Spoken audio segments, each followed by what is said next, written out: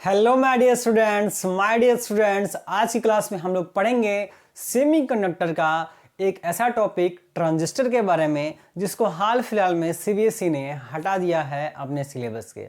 लेकिन कुछ states boards के अंदर अभी भी टॉपिक बना हुआ है, क्योंकि माय डियर इसे सिलेबस से नहीं हटाया गया है। कोरोना की वजह से सीबीएसई ने इस साल ट्रांजिस्टर वाले सेक्शंस को बिल्कुल ही गायब कर दिया, ट्रांजिस्टर और लॉजिक गेट के पूरे सिस्टम को गायब कर दिया है माय डियर। लेकिन अभी भी खासकर हमारे बिहार बोर्ड के अंदर अभी भी ये सिलेबस में है और यहाँ से एग्जाम में क्वेश्चन आने की संभावना भी होती है माय डियर। इसलिए हम लोग ट्रांजिस्टर को भी पढ़ के चलेंगे। हालांकि लॉजिक गेट जो है, जो नेक्स्ट इंपॉर्टेंट टॉपिक है, आज हम लोग पढ़ेंगे ट्रांजिस्टर और कल हम लोग पढ़ने वाले हैं लॉजिक गेट के बारे में, जहां से अक्सर एग्जाम में क्वेश्चन आता ही आता है माय डियर। तो एक वीडियो होगा लॉजिक गेट का और उसे देख करके आप 2 नंबर बहुत आसानी से अपने एग्जाम के अंदर लेकर के आ जाएंगे माय डियर। तो शुरू करते हैं आज का क्लास, ठीक है माय डियर। चलिए चलते हैं ट्रांजिस्टर के बारे में हम लोग समझते हैं माय डियर कि क्या ऐसा चीज आ गया माय डियर। देखिए, अगर हकीकत में कहा जाए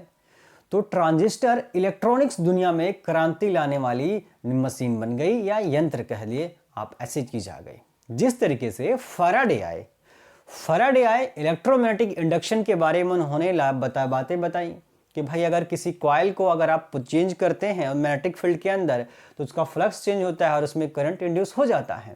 ये फैराडे ने घटना बताई और इस घटना की वजह से विद्युत चुंबकीय प्रेरण इलेक्ट्रोमैग्नेटिक इंडक्शन की वजह से इलेक्ट्रिकल दुनिया में क्रांति आ गई और बिजली जो है आप जो देख पा रहे हैं ये सब इलेक्ट्रिसिटी इलेक्ट्रोमैग्नेटिक इंडक्शन पे बेस्ड फिनोमेना होती है माय डियर। तो इसी तरीके से आपके लिए इलेक्ट्रॉनिक्स की दुनिया में माय डियर जो आप छोटे छोटे यंत्र, जैसे मैं इस मोबाइल से वीडियो शूट कर पा रहा हूं, ये मोबाइल माय डियर, ये लैपटॉप, ये एलईडी बल्ब जो यहाँ जल रहा है, 2 बल्ब जल रहे हैं, ये दोनों बल्ब, ये जितनी भी चीजें हैं माय डियर, जितनी भी इलेक्ट्रॉनिक्स छोटी छोटी माइक्रो चिप जो आ रही हैं, वो आप जितनी भी टीवी देख रहे हैं, सभी टीवी, ये हर जगह माय डियर, सब जगह इलेक्ट्रॉनिक्स डिवाइसेस हैं ये, और सभी में सेमीकंडक्टर मटेरियल का कहीं ना कहीं इस्तेमाल किया ही गया है माय डियर। ठीक है, तो सेमीकंडक्टर के केस में क्या होता है, एक देखिए ये इंटीग्रेटेड सर्किट होता है। जब आप अपने मोबाइल्स की बात करें, लैपटॉप की बात करें या किसी इलेक्ट्रॉनिक सर्किट की, इलेक्ट्रॉनिक डिवाइस की बात करते हैं हम लोग, तो उसमें एक इंटीग्रेटेड सर्किट होता है माय डियर, यानी कि बहुत सारे छोटे छोटे हजारों एलिमेंट लगे होते हैं माय डियर। और इस केस में होगा क्या माय डियर कि जैसे करंट आप सप्लाई करेंगे, मान लीजिए आपके घर में मान लीजिए 50 एम्पियर की करंट आ रही है और आप चार्जर से, जैसे मान लीजिए चार्जर लैपटॉप में आप लगाते हैं, चार्जर लगा दिया आपने, तो चार्जर की लिमिट है कि भाई 5 एम्पियर 10 एम्पियर करंट मान लीजिए सप्लाई हो रहा है। जैसे आपके मोबाइल में 2.5 एम्पियर की करंट मान लीजिए आ रहा है। ये 2.5 एम्पियर करंट जो होता है वो मैक्सिमम करंट होता है माय डियर। ये 2.5 एम्पियर मैक्सिमम करंट अलाउेबल होता है आपके मोबाइल के लिए। इसी तरीके से लैपटॉप के लिए अब हुआ क्या है, जरा इस बात को समझते हैं, हो क्या रहा है, मैं क्या समझाने की कोशिश कर रहा हूं वो जरा देखेंगे।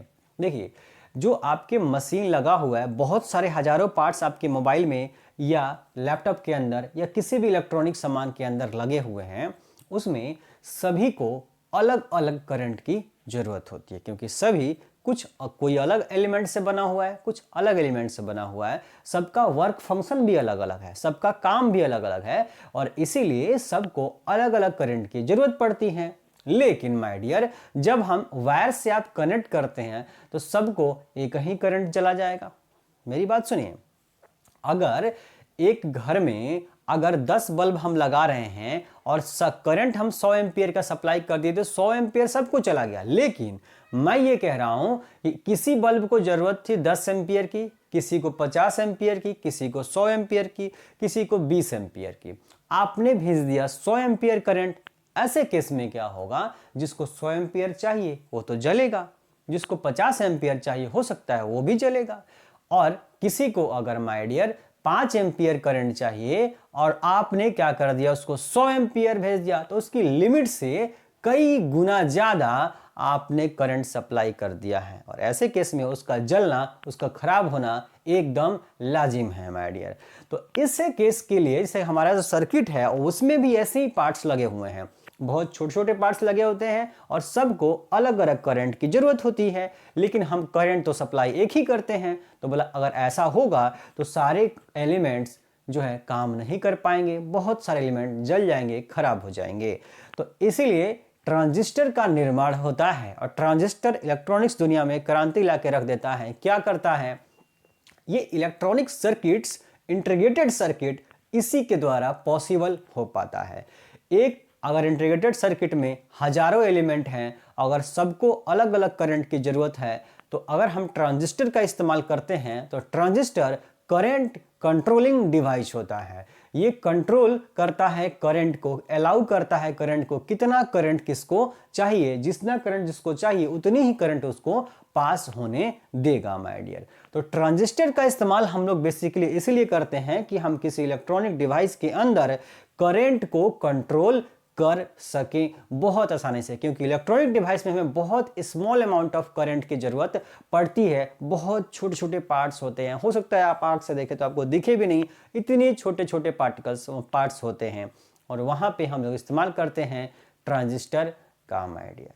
तो अब हमने ट्रांजिस्टर के बारे में थोड़ा बहुत समझ लिया है, अब हम लोग और इसके बारे में जानकारी ले लेते हैं। ट्रांजिस्टर में बेसिकली माय डियर 3 पार्ट होता है। ट्रांजिस्टर में कितने पार्ट होते हैं? 3 पार्ट होते हैं। मतलब अगर अपने एग्जाम की बात करिए तो हमने जो भी बातें समझाई कॉन्सेप्चुअल बातें थी।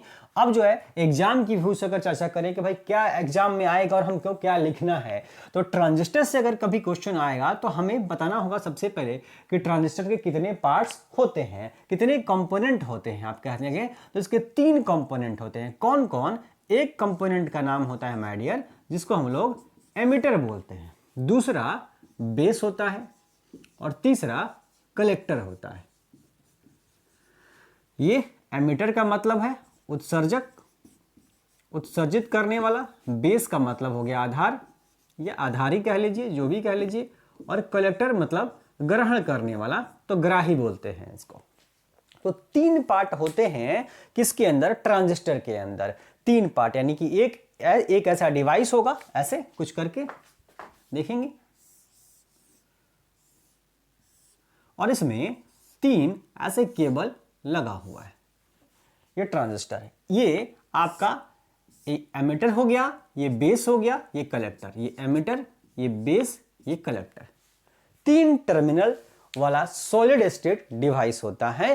कौन? ट्रांजिस्टर। 3 टर्मिनल होते हैं, एक टर्मिनल एमिटर, एक बेस और एक कलेक्टर। मतलब क्या है? मतलब एमिटर करंट भेजेगा किसके पास? कलेक्टर के पास। किसके द्वारा? बेस के द्वारा। ये बेस ही कंट्रोल करेगा कि आखिर कलेक्टर के पास कितना करंट जाएगा माय डियर। यहां से अगर हम लोग जो भी करंट भेजेंगे, ये बीच में मीडिएटर बैठा हुआ है बेस, यही करंट सप्लाई करने का, इसकी करंट को कलेक्टर तक पहुंचाने का काम कौन करता है? बेस कर रहा होता है माय डियर। अब इन तीनों के बारे में कहानी यह है कि जो एमिटर है ये उत्सर्जक, जाहिर सी बात है ये उत्सर्जित करेगा करंट को, चार्ज कैरियर को। जैसे कि अगर हम लोग पीएन जंक्शन डायोड पढ़ते हैं, सेमीकंडक्टर पढ़ते हैं, एन टाइप पी टाइप पढ़ते हैं, तो अगर एन टाइप का सेमीकंडक्टर है तो उसमें हम लोग देखेंगे कि इलेक्ट्रॉन की संख्या ज्यादा है, तो इलेक्ट्रॉन वहां से बाहर निकलेगा, उत्सर्जित होगा। कौन उत्सर्जित होगा? इलेक्ट्रॉन उत्सर्जित होगा। अब वो इलेक्ट्रॉन जो चलेगा वो बेस में जाएगा और बेस फिर उसको कलेक्टर तक पहुंचाएगा। जाहिर सी बात है कोई मीडिएटर होता है माय डियर किसी पे, तो पूरा काम तो करेगा नहीं। जाहिर सी बात है जितना करंट ये भेजेगा उतना करंट कलेक्टर तक पहुंचाने वाला है नहीं माय डियर। क्यों? क्योंकि बीच में मीडिएटर बैठा है, ये नहीं कर रहे। मीडिएटर क्या है? भाई हम फ्री में छोड़ने बैठे हैं, हमको भी चाहिए। तो ये बेस जो है इसके कुछ इलेक्ट्रॉन्स को अपने पास रख लेगा। वो कैसे रखेगा थोड़ी देर में हम लोग एक्सप्लेन करेंगे। और फिर कलेक्टर के पास पहुंच जाता है। जो एमिटर होता है माय डियर, चूंकि इसमें इलेक्ट्रॉन की संख्या हमको ज्यादा चाहिए, इसलिए ये सबसे ज्यादा डोपिंग की गई होती है। इसकी जो डोपिंग की गई होती है ये हाईली डोप्ड होता है। कैसा होता है? Highly doped. इसकी डोपिंग जो की गई होती है एमिटर की, ज्यादा की गई होती है इन दोनों की तुलना में। मतलब जो मिलावट किए थे, अशुद्धि मटेरियल की जो मिलावट किए थे, जो extrinsic semiconductor N type P type मैंने पढ़ा है, वो कैसे बना था? मिलावट करने से, डोपिंग करने से। तो वहीं डोपिंग की गई है, बहुत ज्यादा डोपिंग की गई है। किस में? एमिटर में, ताकि हमारे पास फ्री इलेक्ट्रॉन्स या होल्स बहुत भारी मात्रा में अवेलेबल रहे। जो बेस होता है हमारा बेस, ये बहुत ही लाइटली डोप, बहुत हल्का डोपली डोप्ड होता है। ये क्या होता है, ये बहुत कम। क्यों? क्योंकि भाई इसमें है, इसकी डोपिंग करके क्या करेंगे हम लोग ज्यादा। क्यों? क्योंकि माय डियर ये इसके इलेक्ट्रॉन को या इसके होल को यहां तक पहुंचाना है जस्ट इसको, इसलिए इसकी डोपिंग ज्यादा नहीं की जाती है, बहुत कम की जाती है। और इसलिए लाइटली डोप्ड होने की वजह से बेस, यानी डोपिंग तो की गई है लेकिन बहुत कम की गई है, और जो भी डोपिंग की गई है उसी की वजह से जो यहां से कुछ इलेक्ट्रॉन जाएगा उसका कुछ इलेक्ट्रॉन ये एब्जॉर्ब कर लेता है, अपने पास रख लेता है, और बाकी किसके पास पहुंच जाता है, कलेक्टर के पास। तो जाहिर सी बात है कलेक्टर जो डोपिंग की गई होगी वो लाइटली से ज्यादा, इसीलिए इसकी जो डोपिंग हम लोग लिखते हैं वो क्या लिखते हैं, मॉडरेटली डोप्ड। क्या लिखते हैं माय डियर, मॉडरेटली डोप्ड लिखते हैं, यानी कि मॉडरेट मीडियम लेवल की डोपिंग की गई है। इसकी डोपिंग बहुत ज्यादा कर दी गई है, मान लीजिए 100 है, ये 10 है, तो ये कितना है, बोला सर ये 60, 50 है या 60 है कह लीजिए। तो ये बहुत ज्यादा डोपिंग की गई है, ये बहुत कम की गई है, और ये मॉडरेटली मतलब बीच बीच में इससे ज्यादा लेकिन इससे कम डोपिंग की गई होती है, किसकी, कलेक्टर की माय डियर। तो ये कुल मिला के 3 कंपोनेंट होते हैं, कौन कौन, एमिटर, बेस और कलेक्टर। और इनकी डोपिंग हमने बता दिया कि कैसे डोपिंग होती है। एमिटर से इलेक्ट्रॉन निकलता है या होल से निकलता है, बेस उसके पास जाता है, बेस उसको कुछ एब्जॉर्ब कर लेता है अपने पास, और उसके बाद बाकी का कलेक्टर के पास पहुंचा देता है, और लगातार करंट सप्लाई होता रहता है। जिस सर्किट के पास भी, जिस एलिमेंट के पास भी लगा होगा, करंट वहां तक पहुंचता रहेगा लगातार कंटिन्यूअसली। अब हम लोग बात करते हैं माय डियर कि जो ट्रांजिस्टर होता है वो ट्रांजिस्टर कितने तरह का पढ़ना है हमें। तो माय डियर ट्रांजिस्टर जो हम लोग को पढ़ना है वो पढ़ना है आपको 2 तरह का। एक को नाम दिया गया है एनपीएन ट्रांजिस्टर और एक को नाम दिया गया है पीएनपी ट्रांजिस्टर। ध्यान से देखेंगे, एक ट्रांजिस्टर यानी कि इसका ट्रांजिस्टर का अगर हम टाइप्स की बात कर लें तो पहला नंबर जो ट्रांजिस्टर है वो है एनपीएन ट्रांजिस्टर। क्या है, एनपीएन ट्रांजिस्टर। अब इसके नाम पे जाइए, एनपीएन, 2 एन है यानी कि 2 एन टाइप सेमीकंडक्टर है, अब एक बीच में कौन बैठा है, पी टाइप सेमीकंडक्टर। मतलब दोनों तरफ एन टाइप का सेमीकंडक्टर और बीच में होगा पी टाइप का सेमीकंडक्टर। अभी मैंने बताया आपको कि इस ट्रांजिस्टर में कितने कंपोनेंट, मतलब माय डियर 3 कंपोनेंट होंगे। तो ये रहा 3 कंपोनेंट, आ रहा बात समझ में। 2 एन टाइप के सेमीकंडक्टर हो जाएंगे और एक पी टाइप का सेमीकंडक्टर हो जाएगा। तो जैसे मैंने अभी फोटो बनाया था, आप अपने आप से समझ जाएंगे माय डियर कि ये होगा एमीटर, फिर ये होगा बेस और ये होगा कौन, बोला सर कलेक्टर होगा। जाहिर सी बात है, बोला बिल्कुल सर। तो हम लोग पढ़ेंगे एनपीएन ट्रांजिस्टर। जरा इसका फोटो हम लोग ड्रॉ करने की कोशिश करते हैं।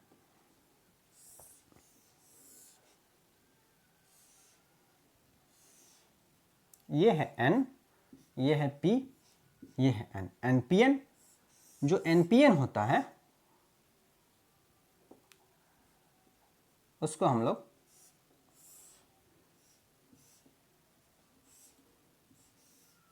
कुछ इस तरीके से जोड़ देते हैं।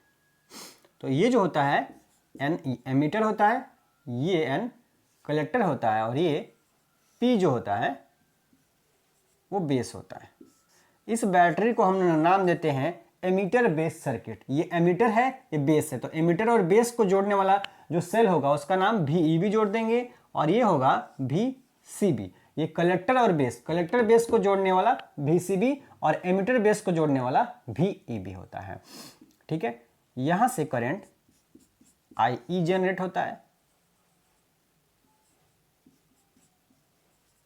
यहां से IB, यहां से IC।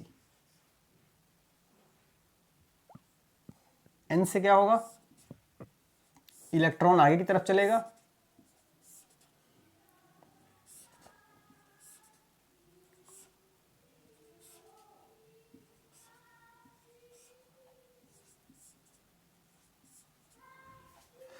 ये है माय डियर एनपीएन ट्रांजिस्टर का फोटो माय डियर।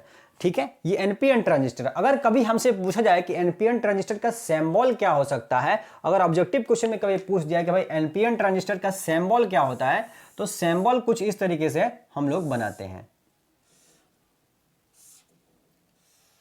ये आपका सिंबल होता है, जिसमें हमारा एमिटर है, ये आपका क्या है, कलेक्टर है, और ये आपका बेस है।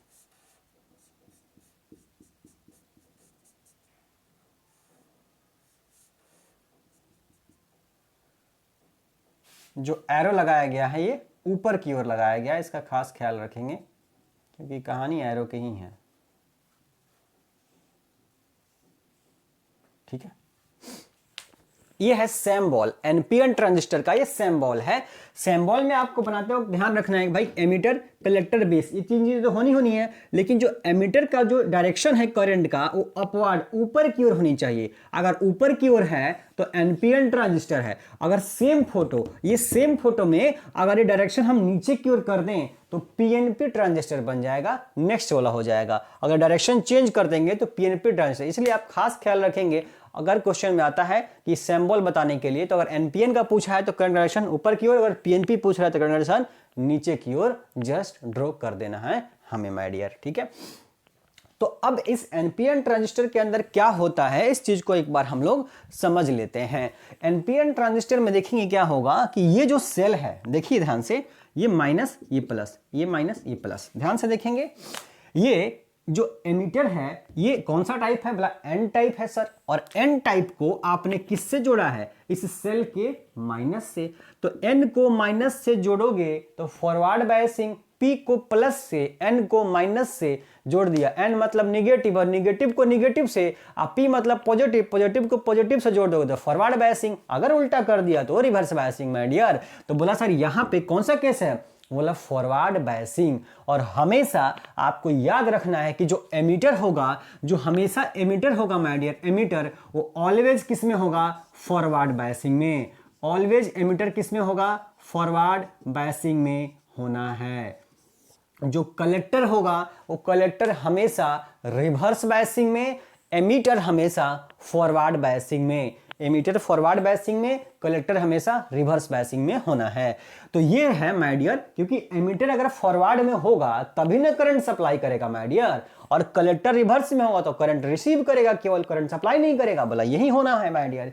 ठीक है, तो आप देखेंगे कि एन टाइप आपका जो था ये माइनस से जुड़ करके फॉरवर्ड में हो गया, और ये एन टाइप जो कलेक्टर वाला एन टाइप था, इसको जरा देखेंगे हम, इस बैटरी VCB के पॉजिटिव से जोड़ा कि नहीं जोड़ा, मतलब बिल्कुल सर। तो एन मतलब निगेटिव, और निगेटिव को आपने जोड़ दिया पॉजिटिव से, तो निगेटिव को पॉजिटिव से जोड़ते ही ये रिवर्स बायसिंग में हो गया। इसीलिए कलेक्टर हमारा रिवर्स बायसिंग में यहाँ है, और यहाँ पे एमिटर फॉरवर्ड बायसिंग में है। और फॉरवर्ड बायसिंग की वजह से यहाँ से इलेक्ट्रॉन निकलेंगे और यहाँ तक पहुंचेंगे, और अट्रैक्शन की वजह से सारे इलेक्ट्रॉन कहाँ पहुंच जाएंगे, यहाँ पे पहुंच जाएंगे, और लगातार करंट फ्लो होता रहता है माय डियर।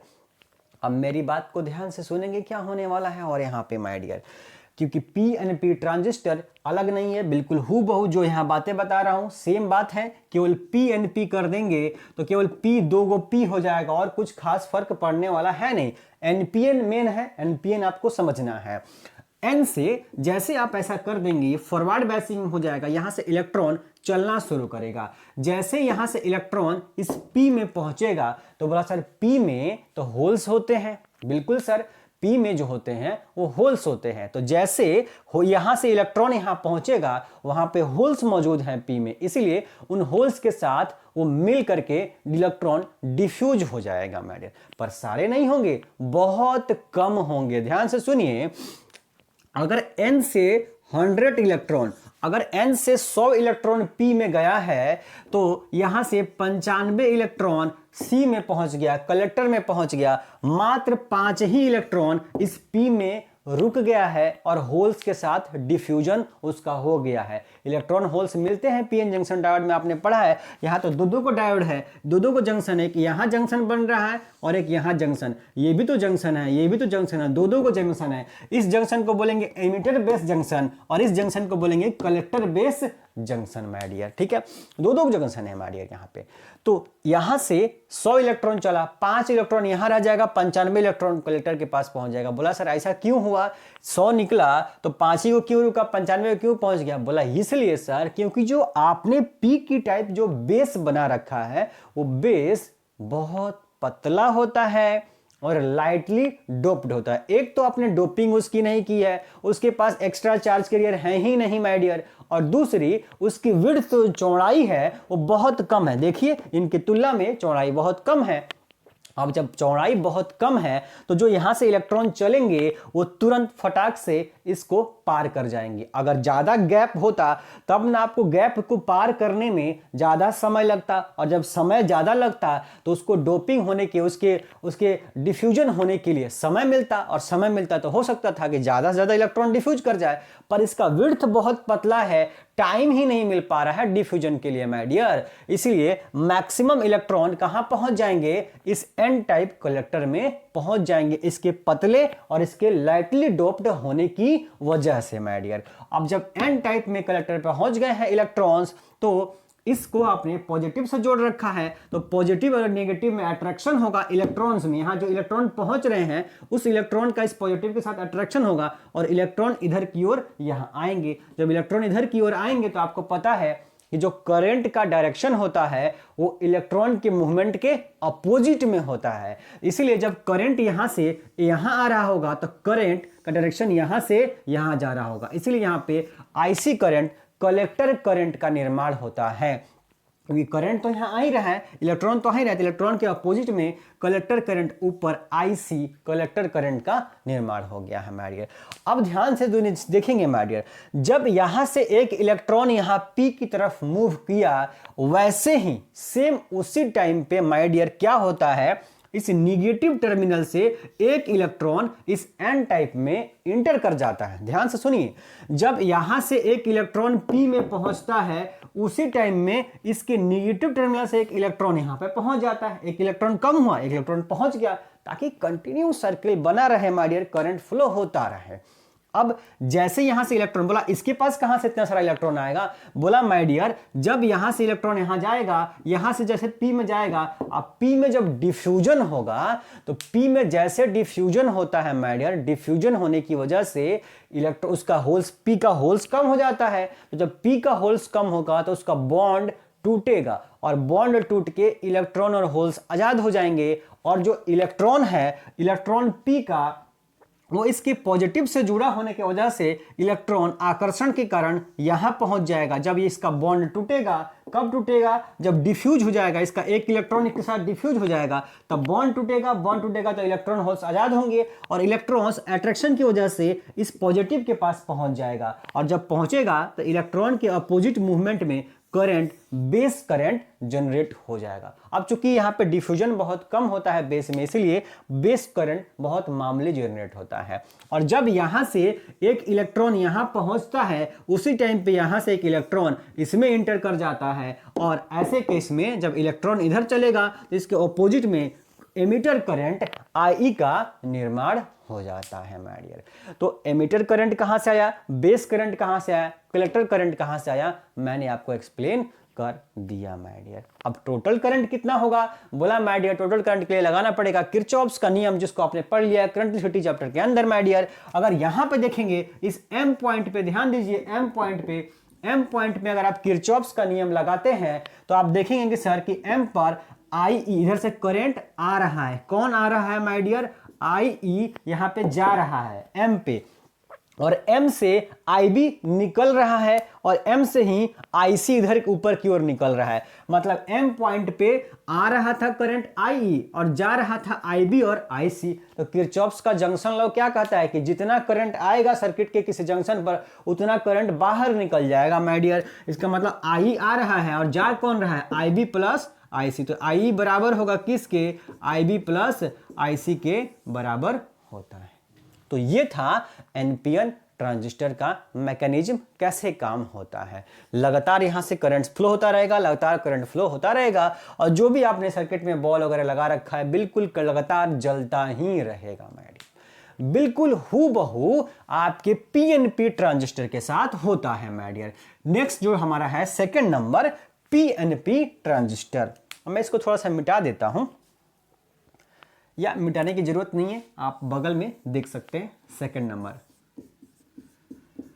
बोला पीएनपी, बोला सर पीएनपी का सबसे पहले तो सिंबल मैंने बताया, ये एनपीएन का सिंबल है, और अगर पीएनपी का सिंबल बताना है पीएनपी का सिंबल बताना है तो करंट का डायरेक्शन करना क्या है, बस आपको नीचे की ओर बना लेना है। कहां की ओर? नीचे की ओर। ये एमिटर होगा, ये कलेक्टर होगा, ये बेस होगा। तो ये है पीएनपी का सिंबल। मैं थोड़ा जल्दीबाजी में बना रहा हूं, आप आराम से उतार सकते हैं, लिख सकते हैं, कोई दिक्कत नहीं है। फिर भी मैंने आपको सुबह वाली क्लास में, लास्ट वाली वीडियो में मैंने आपको पहले ही बोल रखा है कि अब जो है कुछ आपको रेक्टिफायर के टॉपिक के और ट्रांजिस्टर के टॉपिक के और लॉजिक गेट के, इन 3 टॉपिक्स का आपको जो है नोट्स व्हाट्सएप ग्रुप में अवेलेबल रहेगा। आप वहां से लिख लेंगे, ले लेंगे माय डियर, ठीक है। पीएनपी ट्रांजिस्टर की अगर बात करें तो बोला सर ये कोई अलग नहीं है। बिल्कुल सर, ये जो है ये P है, ये N है, ये P है। तो बोला P को तो ये एमिटर न है, एमिटर है तो एमिटर को तो हमेशा फॉरवर्ड में रखना है। तो P को किससे जोड़ोगे? बोला प्लस से जोड़ेंगे। तो बोला प्लस से जोड़ दीजिए। ये P को प्लस से जोड़ दिए तो फॉरवर्ड बायसिंग में, और इस P को आपने माइनस से जोड़ दिया तो रिवर्स बायसिंग में। तो आपका एमिटर हमेशा फॉरवर्ड बायसिंग में रखना है और आपका कलेक्टर हमेशा किस में रखना है माय डियर? कलेक्टर आपको रखना है रिवर्स बायसिंग में। अब P में बोला, देखिए यहां पे हुआ क्या था, यहां पे सर सिर्फ इलेक्ट्रॉन की चर्चा आपने किया था कि N में इलेक्ट्रॉन है तो इलेक्ट्रॉन जा रहा है, P में होल्स है, होल्स सर कुछ डिफ्यूज कर गया, बाकी इलेक्ट्रॉन N में पहुंच गया। बोला सर वहां N था तो इलेक्ट्रॉन ज्यादा था, यहां P न है। P होने का मतलब होल्स है, और होल्स की संख्या मतलब यहां से होल्स चलने वाले हैं। अब होल का मूवमेंट होगा, सिर्फ इलेक्ट्रॉन का नाम बदल करके होल्स कर देना है, बाकी कुछ ज्यादा अंतर नहीं है। तो बोला सर यहां से जितना होल चलेगा वो जैसे होल आगे जाएगा एन टाइप के पास, जो बेस है तो बेस तो पतला है, तो कुछ 100 में से 5 ये रख लेगा होल्स को, और बाकी 95 होल्स को कहां पहुंचा देगा? पी में। और होल्स तो पॉजिटिव होते हैं और आपने जोड़ रखा है निगेटिव के साथ, तो होल्स कहां आ जाएंगे? यहां आ जाएंगे। होल्स पॉजिटिव होते हैं और करंट का डायरेक्शन पॉजिटिव चार्ज के डायरेक्शन में होता है, इसलिए जो होल्स यहां आएंगे यही आपका करंट का डायरेक्शन हो जाएगा, आईसी का डायरेक्शन हो जाएगा माय डियर। अब आप देखेंगे ध्यान से माय डियर, तो यहां से एमिटर का करंट हो जाएगा आई और यहां आ जाएगा आईबी। अब N में कौन होता है? बोला सर इलेक्ट्रॉन होता है। तो जैसे होल से यहां से चला, N में इलेक्ट्रॉन है, पतला है, लाइटली डोप्ड है, थोड़ा सा डिफ्यूजन हो गया क्योंकि पतला था, बाकी का 95% इलेक्ट्रॉन कहां पहुंच गया? P टाइप कलेक्टर में पहुंच जाता है। और इस नेगेटिव से अट्रैक्शन के कारण सारा का सारा होल्स कहां आएगा? यहां पे होल्स आएगा। जब यहां होल्स आएगा तो करंट डायरेक्शन में कलेक्टर करंट हो जाएगा उत्पन्न माय डियर। अब जैसे N में डिफ्यूजन हुआ है, तो N में डिफ्यूजन होने की वजह से क्या हुआ है? बॉन्ड टूटा है, इलेक्ट्रॉन और होल्स आजाद हो गए हैं, और यहां से एक होल्स क्या होगा? चूंकि N में होल्स जा रहा था, होल्स क्या हो जाएगा? बाहर निकल जाएगा, और होल्स यहां पे इसके नेगेटिव टर्मिनल से, देखिए होल्स तो पॉजिटिव है और ये नेगेटिव है, तो पॉजिटिव नेगेटिव में अट्रैक्शन होगा, तो होल यहां से यहां आएगा, होल यहां से यहां आएगा, तो होल तो पॉजिटिव है, तो पॉजिटिव के डायरेक्शन में करंट का डायरेक्शन बेस करंट निर्माण हो जाता है। इसी तरीके से एमीटर करंट निर्माण होता है। फिर से आप किरचॉफ्स लॉ लगाएंगे इस पॉइंट पे, तो आप देखेंगे कि IB इधर आ रहा है, IC इधर से आ रहा है, और यहां से IE निकल रहा है। तो IB और IC आ रहे थे और IE जा रहा था, इसलिए सेम मिलेगा, I = IB + IC। तो ये PNP ट्रांजिस्टर हो गया और ये है NPN ट्रांजिस्टर। तो आशा करता हूं माय डियर कि ये ट्रांजिस्टर वाला टॉपिक आपको अच्छे से समझ में आ गया होगा माय डियर। सेमीकंडक्टर में बहुत सारे इंपॉर्टेंट टॉपिक्स हैं, तो मेरे हिसाब से ट्रांजिस्टर का टॉपिक उतना इंपॉर्टेंट नहीं होता है। फिर भी इस CBSE ने तो हटा ही दिया है, पर बिहार बोर्ड के अंदर आने की संभावना कम ही है मेरे हिसाब से। फिर भी मैंने ऐसा टॉपिक कोई भी नहीं छोड़ा जहां से आप 1% भी चांस हो और आप वहां पे ना कर पाए माय डियर। इसलिए मेरी पूरी कोशिश है कि हर चीज मैं आपको कम समय रहते हुए भी पढ़ा दूं माय डियर। मिलते हैं नेक्स्ट क्लास में और आशा करेंगे कि आप वीडियो को शेयर जरूर करेंगे।